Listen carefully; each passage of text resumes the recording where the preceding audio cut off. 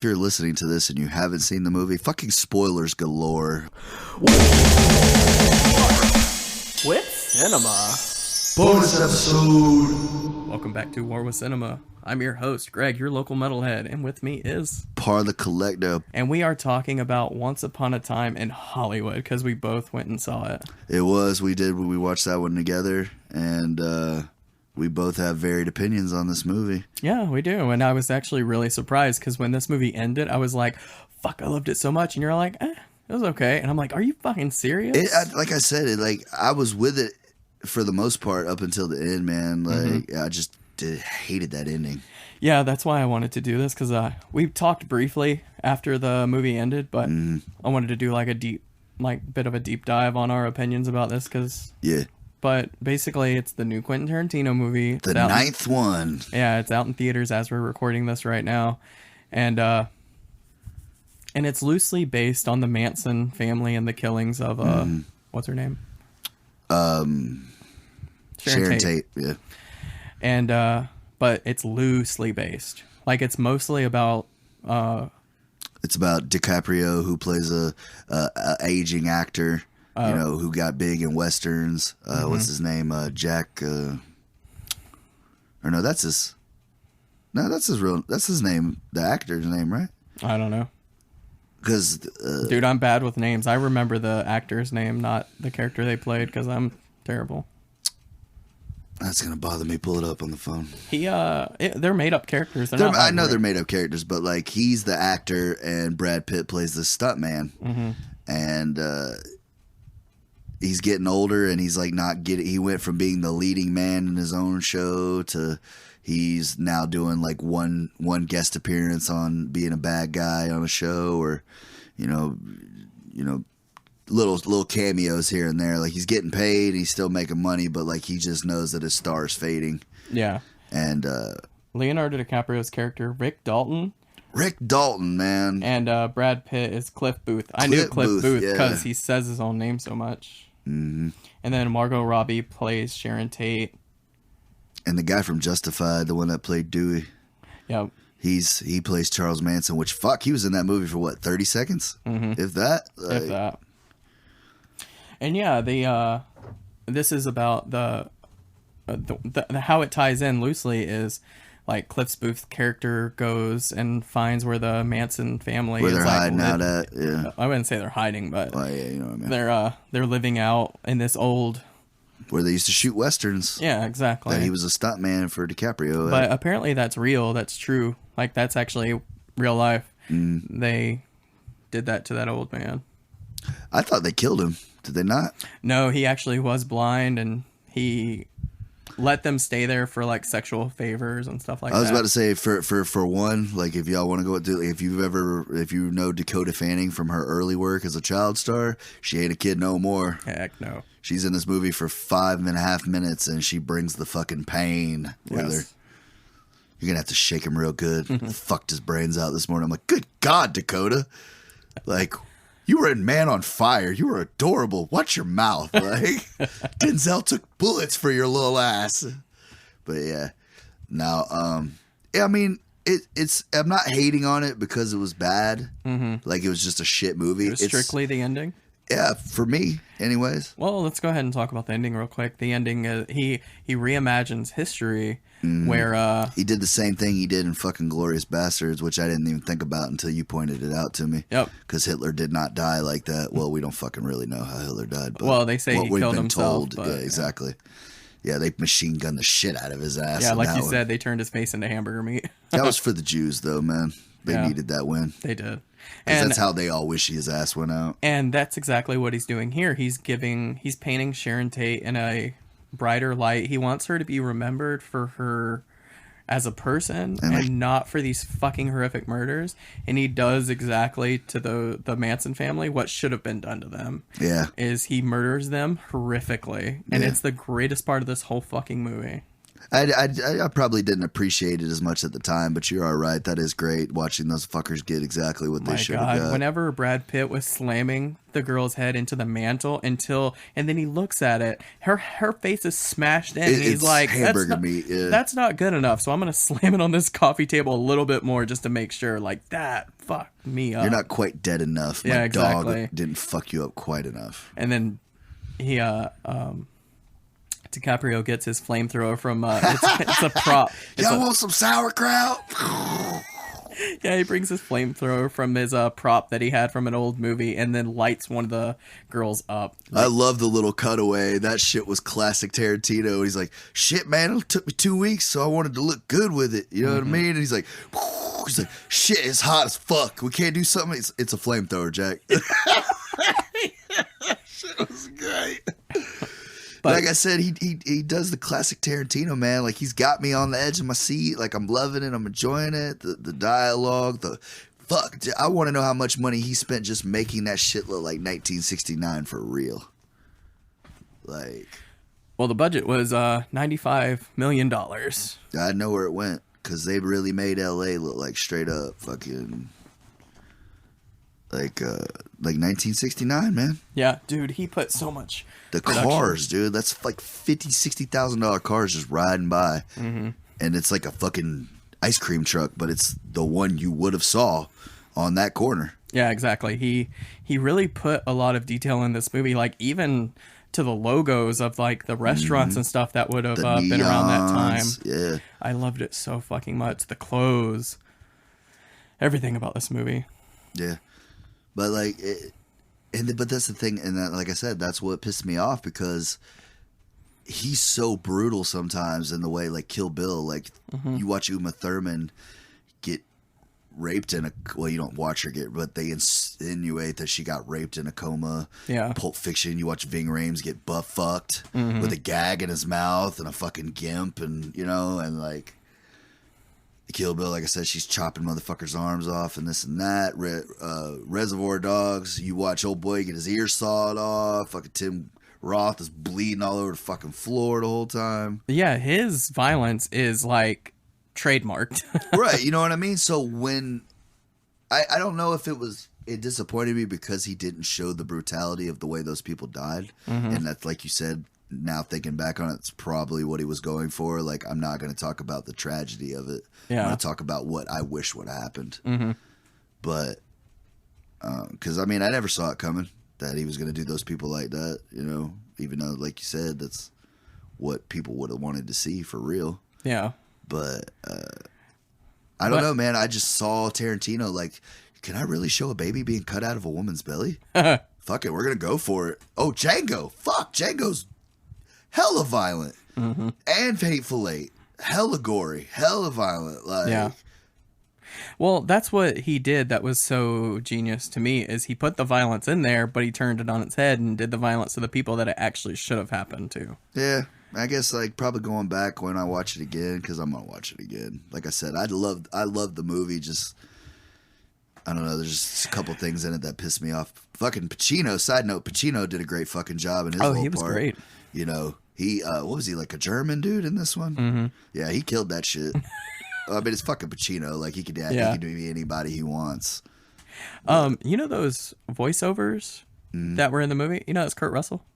Yeah, and then you know what I thought was crazy? I swear to God, when he popped up and he was Stuntman, I thought he was the character for fucking Grindhouse. You know what I mean? Because he's even got the same hairdo. Yeah. Like I was like, is he fucking Stuntman Mike? I will shit bricks if he says I'm Stuntman Mike. But they didn't go for it. And then the chick from Death Proof, Zoe, whatever, she's a real life badass, like X Games stunt woman chick. And like when she was in that movie and she does the thing where she's on the hood of the car, like she does shit like that every day. Yeah. And she's playing his wife in it, and that shit was great.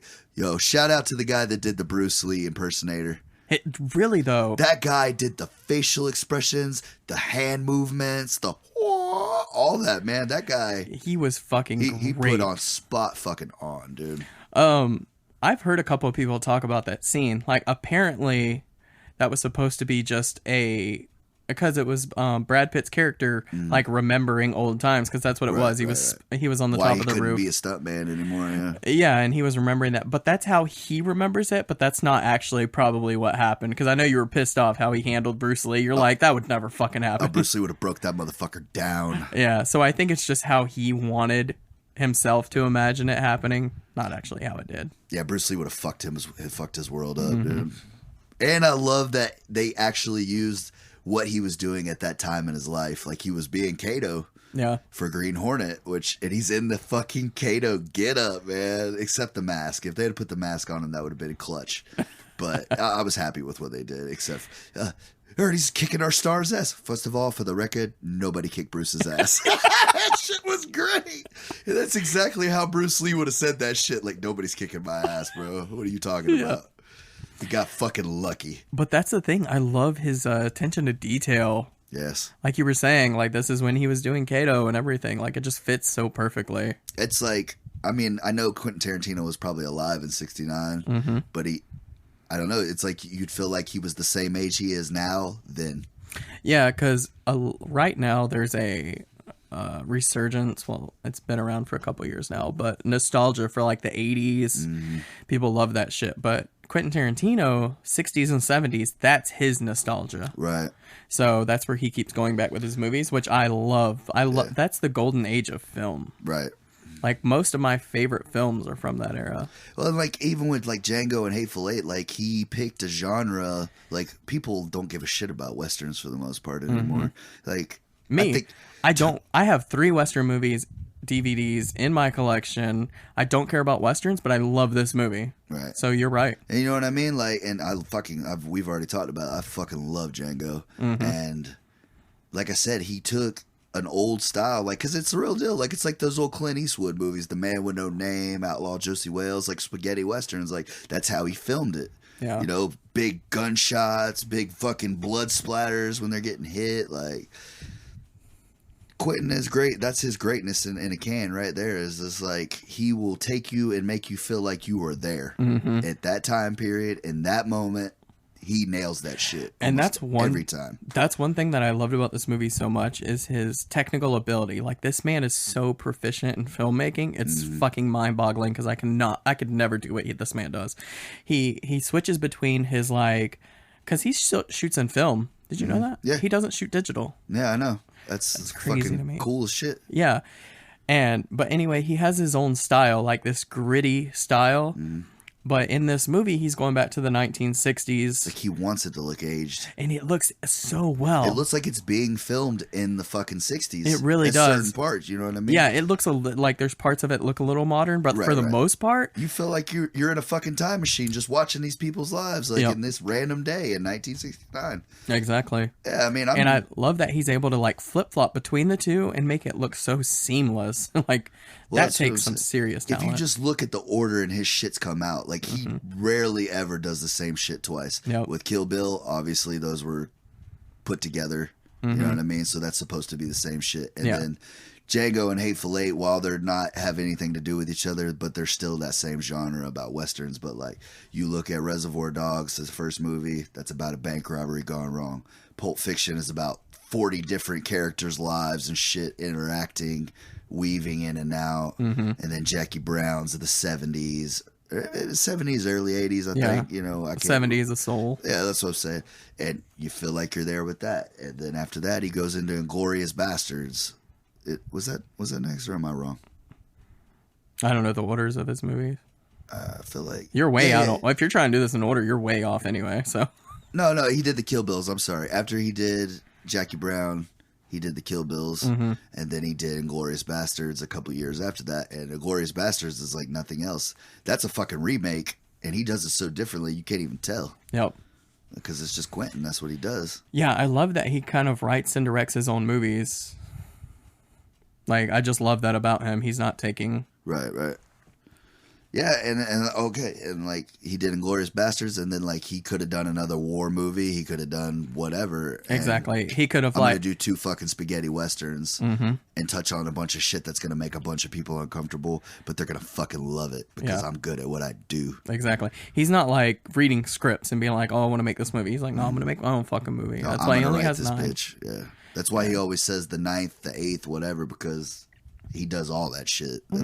He goes to a studio, says, "Give me fucking money, and I'm gonna make you a hit," and he goes out and does it. Yeah, I think this one's already made its fucking like this thing Probably, is like yeah. This thing is a hit, and I love it. Like I really didn't expect people to go and watch this as much as they are, but I appreciate that they are because this is you don't see movies like this much anymore. That's kind of why I don't go to the movies that often. Yeah, because it's kind of like a rehashing of what has already been done.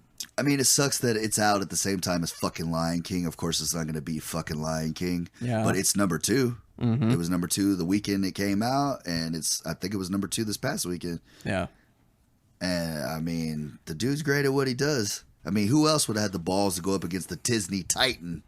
You know what I mean? Right. Like, he does have was some like, balls. No, I want shit 3 months away from anything Disney's putting out. But he knows people love him, too. He knows he's a cultural icon. Well, you put his fucking name on the screen. But he's one of the last great filmmakers that we have, and it makes me so sad. I agree with that statement because, like, Scorsese, he doesn't do much anymore, even though, sidebar, can't wait for the fucking Irishman. Did you watch the trailer? Oh, my God. It's 5 seconds, and I'm like, it's still fucking great. Like, me too. I just can't wait to see that de-aging shit because supposedly for a quarter of the fucking movie, you're going to see De Niro at, like, whatever fucking age he is, but he's going to look like he did in Godfather 2. Yeah, because they had a part in the trailer. He's like, he's a good boy, and it's like I was like, was that Robert De Niro? He looks so young. Yeah. So I was and they did the same thing. I guess they did the same thing to Pacino, Pesci, Cattell, all of them. Like when they're in it, fucking stoked. That's we're gonna do. We're gonna do. Oh yes, we're gonna talk about that one for and sure. The greatest thing about this, which I think is fucking genius, and it's gonna blow the whole Hollywood movie game on its fucking neck. Like it's probably gonna make more money on Netflix than it would have at the fucking movie theater because everybody's got Netflix. Yeah, exactly. Not everybody goes to the movies. Yeah, I don't know how their thing works, so hey, I hope it does Their well. algorithm or whatever the fuck. Yeah. How they make money on. Well, Netflix. that new one with Jennifer Aniston and Adam Sandler, they equated it to where it would have been the #1 movie when it came out if it had went to theaters instead of being a straight Netflix movie. So whatever they're doing, they're making their money back. Because I guarantee Adam Sandler got his fucking money already. Yeah. He signed like a 4-movie deal and then he re-upped with another 4. And that's one of the ones we got out of that. Oh, true. But yeah, man. Apparently it was funny. I tried to watch it, but I loved it. I thought it was stupid and hilarious, man. Like I say stupid hilarious. It was like it reminded me of classic Sandler. Yeah. You know what I mean? And like sometimes some of the movies he puts out nowadays, it's just like fuck you, bro. They are I've seen this turds. already. Like what was it? The Ridiculous 6. Oh I my can't God. make it through the fucking credits of that bullshit. I liked Grown Ups 2. Hated Grown Ups 1. But I mean, yeah, we're not here to talk about fucking Sandler. Yeah. We're here to talk about this great shit. Well, we talked about the movie for the most part. So, tell me your Quentin Tarantino, like, what's your favorite Quentin Tarantino? Pulp Fiction, hands down. Yeah. So, where does it go down from there? I would have to say you got Pulp Fiction at 1. I'm going to go Django at 2 because I just fucking love Django. Jamie Foxx is the baddest motherfucker on planet Earth because of that movie. And then I'll probably go Reservoir Dogs for 3.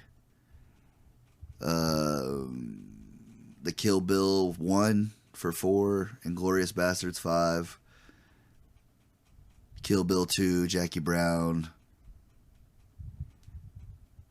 Once Upon a Time in Hollywood, and then fucking wrap it up with Jackie Brown. Jackie Brown's last.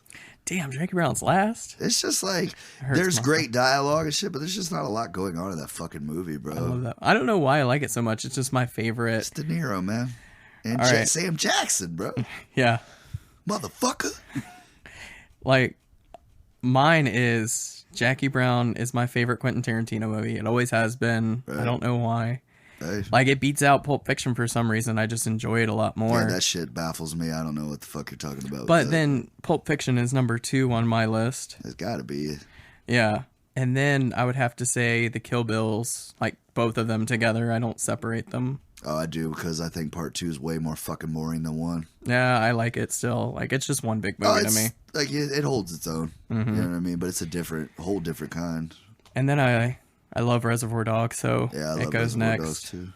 Then I'd have to say Inglourious Bastards, Hateful Eight, and then Django. Django's last? Yeah. Have you fucking seen it? Yeah, that's the thing. I so many people talk about how much they love it, and I really, really liked it, but I didn't like it as much as his other films, so I might have missed something, so I might have to go back and rewatch it. I would have fucking changed your mind right now about why Django is so fucking great. Oh, I didn't even put this movie on the list. What am I talking about? This one is going to go under Reservoir Dogs. So it's number 4? Yeah. Okay, that's fair. I'm being unfair putting it at 8. I would move it above the 2 Kill Bills, and I'll put it above, obviously, Jackie Brown, but it'll sit right under Inglourious Bastards, I would think. So probably 4 or 5 for me. Sounds fair. Yeah, but what were you going to say? What's going to change my mind about? Oh, dude. All right, look, DiCaprio, not only in this, but everything this motherfucker does, he acts his fucking ass off. He's in that movie for like, I can't remember the exact number of minutes, but it's truly supporting actor. And he didn't win an Oscar for it, and it's a fucking crime. Because he's such a good actor, whatever part he is, like, if he's the hero, I'm fucking rooting for him. If he's very rarely the villain or whatever, if he's the victim, I'm right there, like, I'm hurting with him. Fucking love Gangs of New York. He's like the good guy, the bad guy, out for vengeance, whatever. He's in this movie for literally a fourth of it. And he is such a good actor, bro, that I fucking hate him. Yeah. His one-way street, his simple-minded southern way of looking, and that's exactly how our fucking ancestors acted back then. Yeah, you're right. And he captures that shit. And the part where he slams his fucking hand down on the table, he little deal cut his fucking hand wide open. Had to go get like 10, 12 stitches in his fucking hand to stop the bleeding. And Tarantino was getting ready to yell cut because he could tell he was hurt. And he just kind of gave him a thing without telling him, like, you let this shit roll.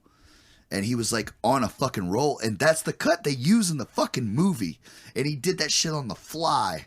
And that right there just proves not only how great Quentin Tarantino is to trust his fucking actors, but how great DiCaprio is and how he should have more fucking Oscars than that fucking Revenant bullshit. You know what that movie should be called? Nature porn. Because 3-hour fucking movie and 2.5 of it is just literally walking around looking at fucking snow falling off trees and eagles taking off of mountaintops and shit. Excuse me. But that would tell you how boring that fucking movie is, The Revenant, bro. DiCaprio wins an Academy Award for it. The director wins for some kind of bullshit. And you forget Tom Hardy's in the motherfucker. Tom Hardy is a great fucking actor. And you forget he's even in the fucking movie. Because that's how boring that shit is. Damn. I still have not sit down to watch that. The only good part is watching him get mauled by the fucking bear, bro. That's what I hear. Like, it's a really great part, but there's not a whole lot more to the movie, but... And watching him cut a fucking horse open. Ugh. Like Han Solo in Empire Strikes Back. I was gonna say. Yeah, he has to live in it, bro, because he's fucking ass naked out there. Because he gets into a river or some shit and his clothes are fucked and it's like -10 outside. And this guy should have died 20 fucking times. But the truth of it is the shit's based on a true story. Hugh Glass was a real frontiersman and he was that bad motherfucker. He killed the bear and wore that bitch out the woods. Fuck yeah. Yeah. That's what I'm talking about. It's worth a watch. You know what I mean? I'll watch it. But my wife hasn't seen Django, so I'm going to probably sit down and watch it with her. Oh, I got it at the crib. It's going on the list now. Like... I've seen it. Oh, yeah, that's true. I've seen Django. You should fucking watch it again. Jonah Hill pops up for 5 minutes and it's fucking great. Don Johnson is great in that shit. Like, Sam Jackson is great. He is. He's playing a fucking, like a head house black man in the movie or whatever, head slave, you know, whatever they call him. Yeah. And, you fucking hate him more than you do. I know. That's the one thing I remember about it is like, I fucking hate Samuel L. Jackson, even though he's a slave. Like, fuck him, though. Yeah, exactly. Because, like, you just feel his ruthlessness, man. And, like I said, him and DiCaprio together, you fucking hate them both so much that you're just like, these are great motherfucking actors. And that's Quentin that brings the shit out of people. Like I said, man, Django, if anybody else, I felt like if anybody else would have tried to make Django, it wouldn't have been anything. Hell no, not even close. And that's what I think about this movie too, Once Upon a Time in Hollywood. Like if anybody else tried this shit, it would have fell apart at the seams. Probably, because it's a lot to hold together. You know what I mean? And like, he was so secretive when they made it. Like, they didn't want to give any, like, he barely would release set photos. Like, I didn't, honestly, before I saw the trailer, I didn't know what the fuck this movie was about. I knew it was about the Manson family. Like, I heard that, like, it was supposed to have elements of that. It was supposed to be based in the 60s or whatever. And then, like, the first picture they show was DiCaprio and Brad Pitt leaning against that fucking Cadillac. And I was just like, oh, they look legit, whatever they're doing. Yeah, I'm going to buy this thing on Blu-ray when it comes out and watch it again a few more times. Even since we've been talking about it, like, I want to go back and fucking watch it. Like, I might go on $2 or a $5 day and go watch that bitch again before it leaves the theater. But well, that's it for Once Upon a Time in Hollywood. If you haven't seen it in America, like, I fucking changed my own mind on this one. Fuck me, go watch it. You know, Quentin, good job, bro. Not your absolute best effort, but great fucking solid effort, bro. Yeah, way better than Hateful Eight. So I know we already talked about doing Pi, but I think there's something on your list, but can I like suggest it for myself? Yeah, what's up? 23. Number 23. You want to watch that? Yeah, because I think it'll go good with Pi, because I kind of know the concept of it, and it's kind of the same concept of Pi, and I think they would be a good complement to each other. Like I said, I ain't seen your Pi movie, but I know what 23 obviously is about. Yeah. So yeah, we can fuck with it. Yeah. All right, cool. Do you have it, or do I need to bring it to you? I think you need to bring it to me. I don't have it. Or I can I'll bring it to work tomorrow or whatever. All right, cool. All right, well, next time we'll be watching Pi and the number 23. Later, everybody. Take it easy.